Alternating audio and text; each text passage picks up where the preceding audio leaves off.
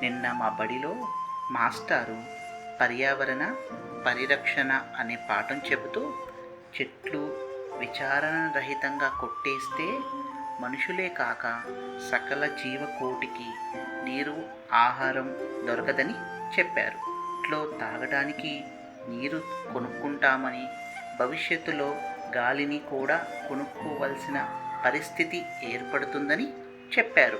మొక్కలు నాటడం ప్రతి ఒక్కరూ సంకల్పంతో చేయాలన్నారు. మొక్కలు నాటడం వల్ల మన వాళ్ళకే కాక పశువులకి పక్షులకి కూడా ఆహారం నీరు దొరుకుతుందన్నారు. మొక్కలు నాటడం ఇతరుల